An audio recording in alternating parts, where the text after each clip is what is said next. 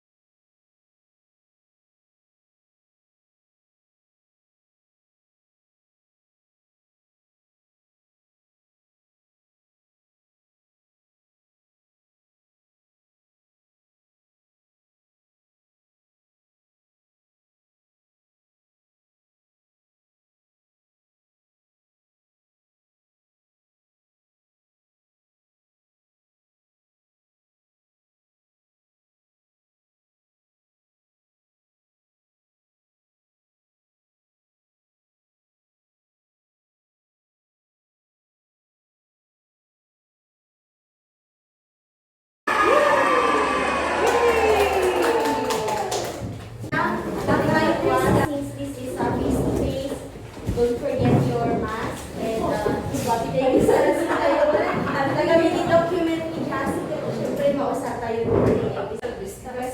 Di balik na na social distance. So, key committee tayo for documentation ni Cassie. May certificate tayo to follow to niya. Agad na kayo papel na So, let's start our discussion and sharing. Please have your personal notes with you also. So, to share us for the first KRA, may I now call on Ma'am Remy Banyaga and Ma'am Ruth Muntis.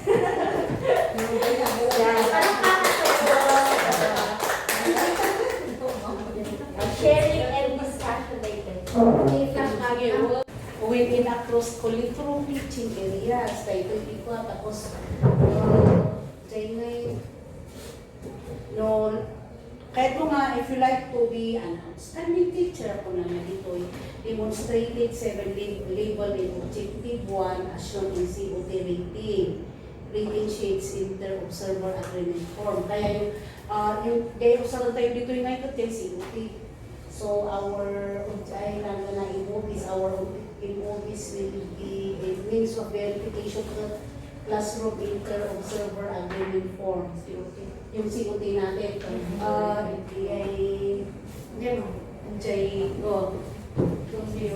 Yung COT and then yung inusar ni mga observing form.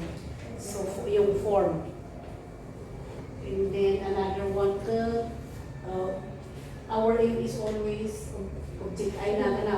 outstanding iso man dito. Anday mga paano ni HIVs. Di ba? Outstanding tayo amin. Oh, alam ni mama, nung ipa tayo dito. So mag-prepare tayo ngayon ka day Duwa nga day means of verification tayo ko kay COT 1 and 2. Iba kititaga na hanggang 4. And then our lesson plan. Kaya sabi niya, we are going to, good morning ma'am. Now we have our regulations because there's the point. Ang dami na ni mga insight. So, ano pa yung 7 tayo pa na namin dito eh. So, no, wala kumada 8. 7 tayo namin. We aim for 7. Hantay mag-aim ay 7. No, makala 30,000 PBB sige kung ano sa Manila Marikina iso by next week ka PBB is really bad to see. Wow! Ma'am, kawas ti Ma'am Sunggat. Ma'am, ada teachers yung nila. Ma'am, mabali niyo i-identify yung dito nga MOBs nga i-provide niyo dito objective number 2. Kasi ada pang pilihan ngay, tano uniform, anya ti, or anya nga yung lesson na natin. Taduwa lang na pipilihan kita kami. Kasi actually, na pag-usapan ni JRDI, talaga na yung makalitan. Kasi sa pag-plus factor, haan na in haan na in-accept yung RBI. Kasi kay RBI ganin hang a complete lesson. So, mapalinday plus factor. Kung yung online classes yun, no, na-i-record yung mapalinday dyan. No, ma'am, James, na-record niya ito na alam mo, ma'am, from the Understand? lesson. Wala na, di ba ma'am? Di ba na? Kaya tayo Basta lang ka-record. Ganda. kundi observation form kayo, dinalpas ng plano ng ginawa. Okay, ang dalpas ng team office 21 info.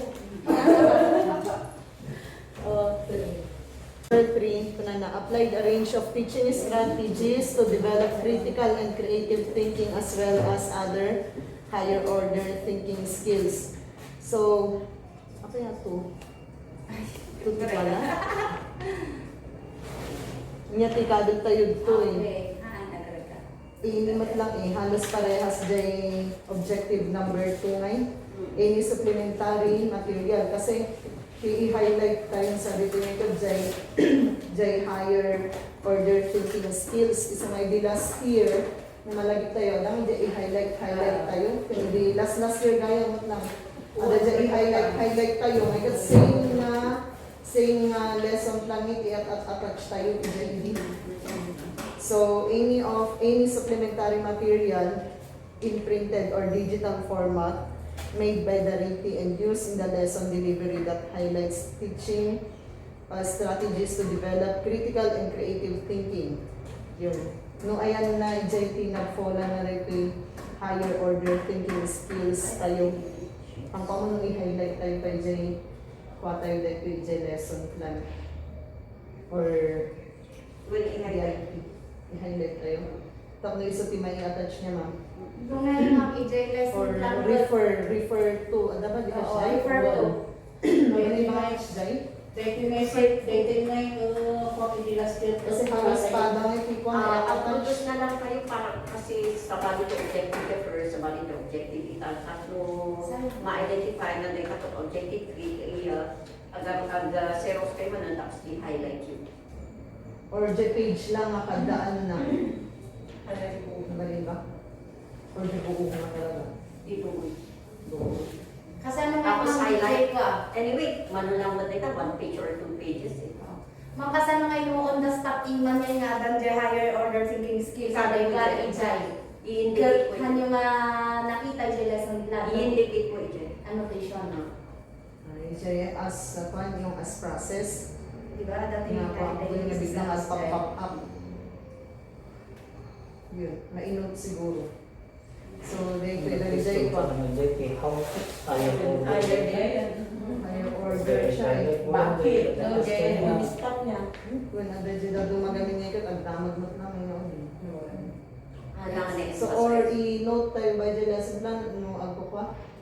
As lesson goes on. Well, tapos i-indicate niya, hats ko na yung dyan. Tapos Maria, ask a question ko na. Well, Okay, yun. Activity sheets, one lesson from a self-learning module or SLM, lesson plan, video lesson, audio lesson, and other learning materials in print or digital format. Yun. Pa-specify ka na. So, halos parang lang di ko. Dito in the 3, dito lang siguro ma-highlight dyan. I-emphasize tayo dito yung 2, tapos kasi dyan dito yung 3. Tapos addition to bayan J1, the objective number 1 tatay, the COT, ang dami gamit italugay na pagpilian. The online, video online kibaging lock session, method the lock method J, customers to pupils mo ka teachers and other masters. Thank you, Ma'am Reggie and Ma'am Nicole. Here, info presented by Ma'am Len and Ma'am Chassie. To carry diversity.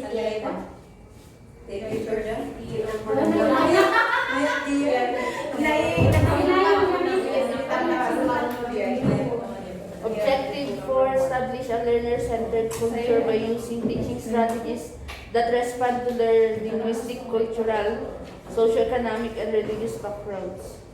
So, 2 MOBs are required for the entire school year. These are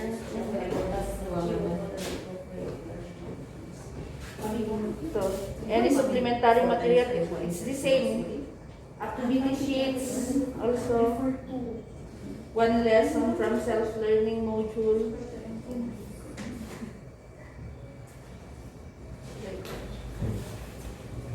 Lesson plan, video lesson, audio lesson, other learning materials in print or digital format. ang sakit kaya Bluetooth, mga anak ang Bluetooth. Mamaya hindi ako makasalita, sorry.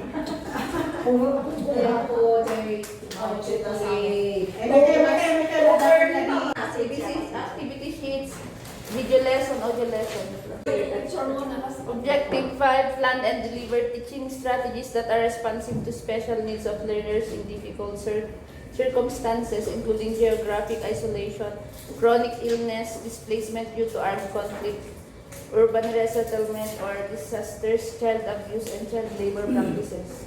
So, here the MOBs are 2 MOBs are synchronous or asynchronous or video lesson.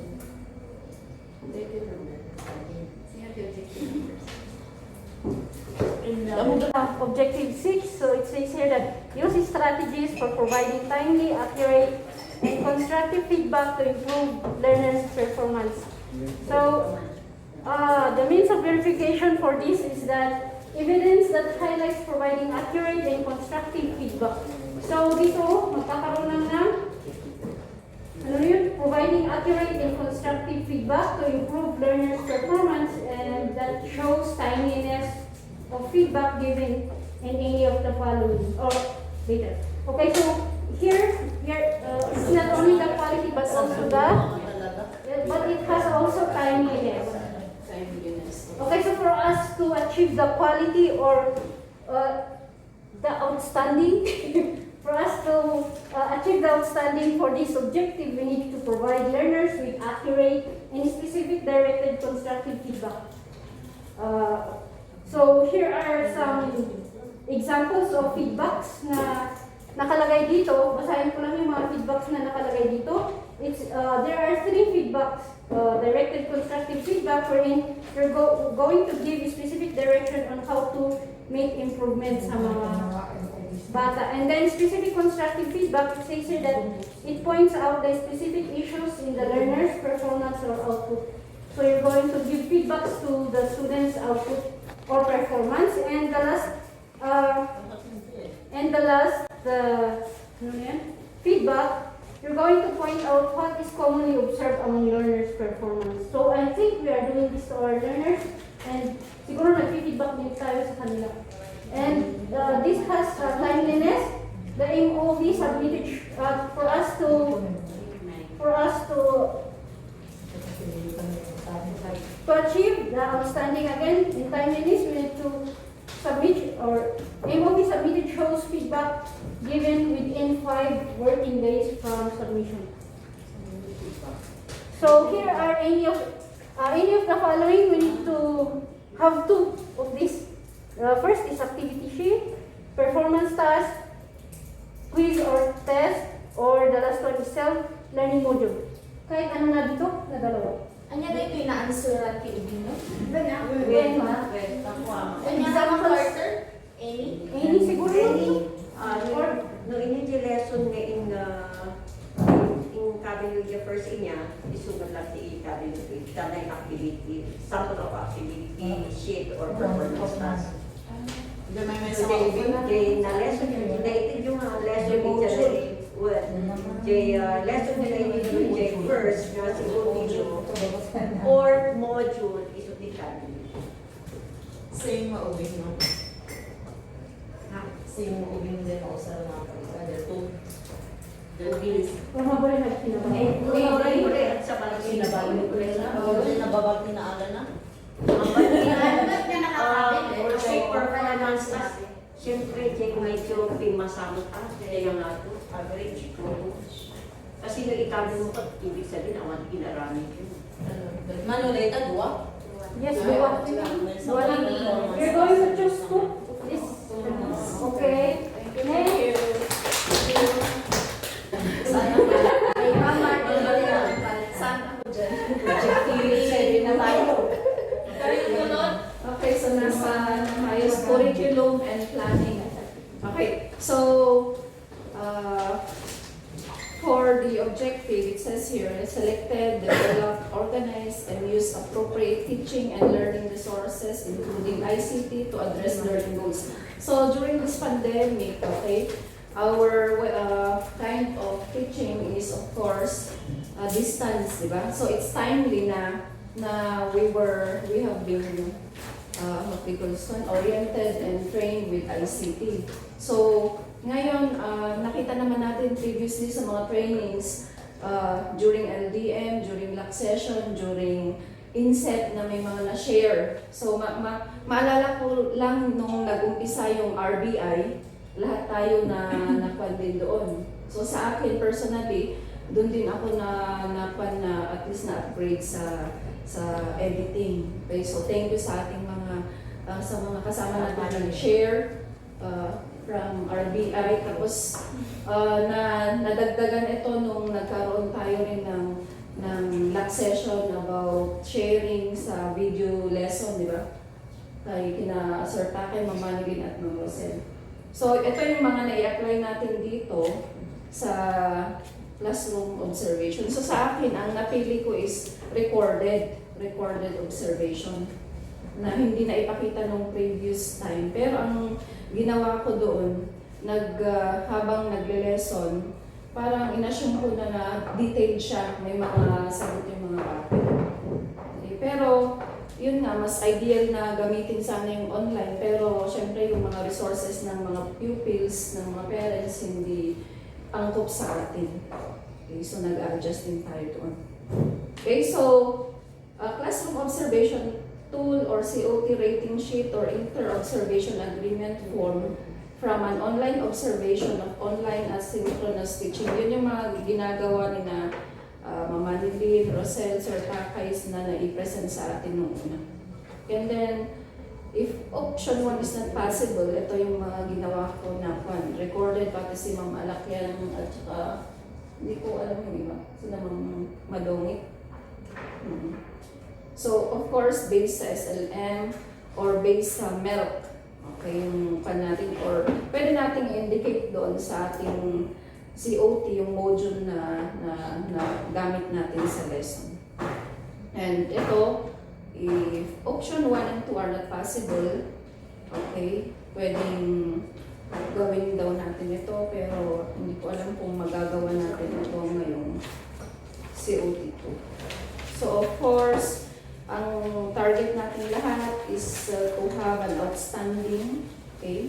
So demonstrated level 7 and objective 7 as shown in COT rating inter-observer agreement. So kay Ma'am Kawas na ito sa master teacher. So ito po yung MOVs. 2 MOVs are required for the entire school year. So ito na yung tayo ay na-encourage ng mga master to provide at least 2 COT, 1 and 2.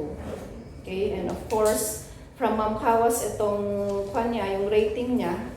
Okay, thank you, Ma'am. Objective A, set achievable and appropriate learning outcomes that are aligned with learning competencies. So, since we are in the pandemic, we prepare modules or self-learning modules that is achievable to the or understandable to the children. So, mayroon tayong ginawa dito. So, i-prepare ko dito yung performance task. Kasi yung lecture natin, mayroong discussion. Tapos mayroon tayong pinapagawa sa kanila. So, ma-assess natin yung ano nila doon, yung explanation, di ba? Mayroon silang parang, yung ideas nila, makukuha natin doon. Kaya ang i-prepare ko dito yung performance task kasi pwede kong itaas yung ano nila, yung parang score nila doon. Ano pa pa? So, meron din tayo activity sheet. So, pwede rin gamitin ito. So, depende siguro sa teacher kung ano ang gagamitin niya dito para makuha lang yung ano ng bata. Okay, so lahat tayo nag-prepare tayo sa magiging outstanding. Limang master pinakasumbat. Wala lang to. Itahan niya nga clear.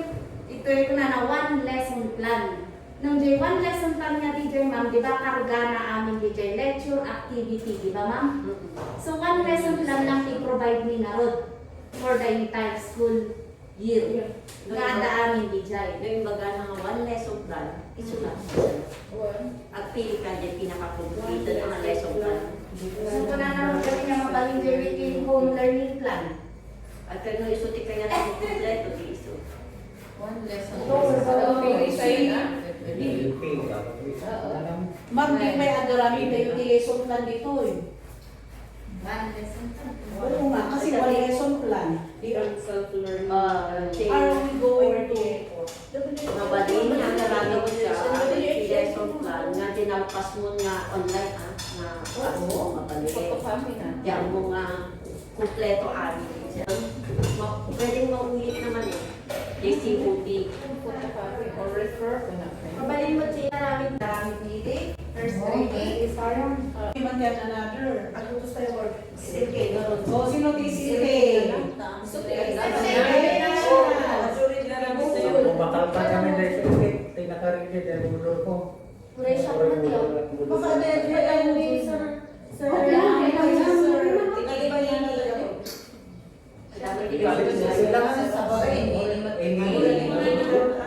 Pili kayo, 1 lesson siya na naka.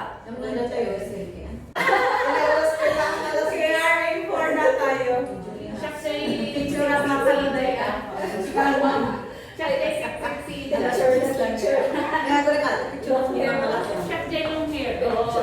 Wait, wow. Sigagay color ni buhok ko na. Yan mo rin siya. Oo, ito na ang bigay tada ko na. Sa KRE 4, community linkage and professional engagement and personal growth and professional development. So, objective number 9, nagbibig kanalakan na talutin ko may pasibo. Build relationship with parents, guardians, in the wider community, school community to facilitate involvement in the educative process. So, we have our MOVs here. Number 1, prove all participation in any activity for improved access to education, such as the distribution of learning materials to learners and parents. So, example is we have the receiving form, the monitoring form during the distribution of modules or the learning materials and others. Another one is we have there Brigada Escuela. Example, we have the commitment form to state Already done the home visitation. develop what? No, nakamag. Next time kami. Next Saturday, in something studio ni Sir Takay, we have the home visitation form. Okay, etc. O, di ba nagkatado? Others, you can specify. Manuel kailangan During there for acceptable. Okay. Next one is Tama-tama yung update dyan. Ma'am, agad na ito. supplemental Pagkariya. Number 1 lang yun, ma'am. Number 1 lang. Namabalik niya ang PBB. You can choose any of one from this four. Ano yung proof of participation in any activity, webinar, makas diba? Sa bali nga pala yung nag-correct. But distribution of Nagiging attendance, nagay pirmati parents. Parents. Yes, ma'am. Distribution of learning materials, etc. They nag-distribute. The attendance na? They receive Ini Brigada Escuela.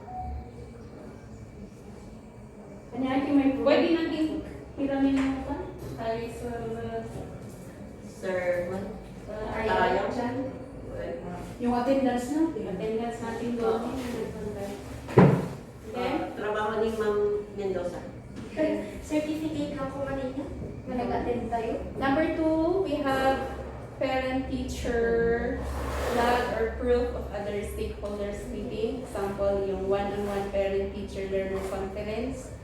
Log if you have. Attendance sheet with minutes of online or face-to-face meeting. Proof of involvement in the learner's parents orientation. So, pwede i-screenshot? Well, ito yung messenger yung nga, i-print Oo, we can screenshot yung proof na kayo. And others. Number 3, any form of communication to parent stakeholders such as notice of meeting o ito, screenshot of chat or text messages. Community or learning center. So, no implementation the program that within the school only, you got a score of 4. 3, within the learning area or the department, grade level lang siguro. And then 2, within the class, in your class only. No, nag-lesson ka, the classing lang, anong in-inviting, you got a score of 2. And then 4, no acceptable evidence was shown. And then under efficiency, dito yun. Quantity, tibil-bilangan na dito eh. You got a score of 5 if you submitted any of the 4 acceptable MOVs. So,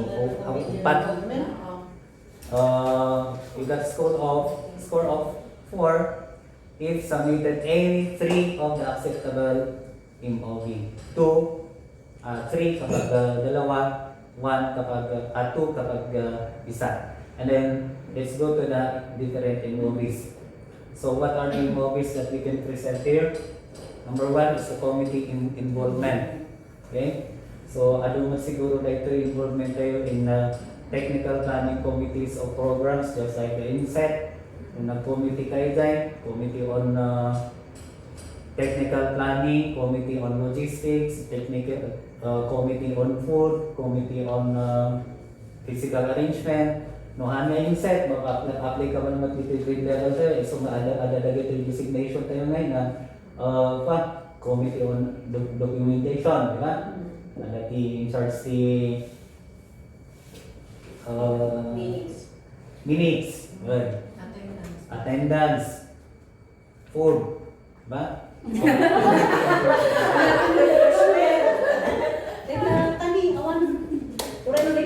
Okay. So, number 1, ma-attain tayo retan. Number 2, advisorship of co-curricular activities. Uray no pandemic, di ba? Ada na rin dyan naka-assign tayo ang kanya tayo, especially our attendant duties, which we are still functioning, although not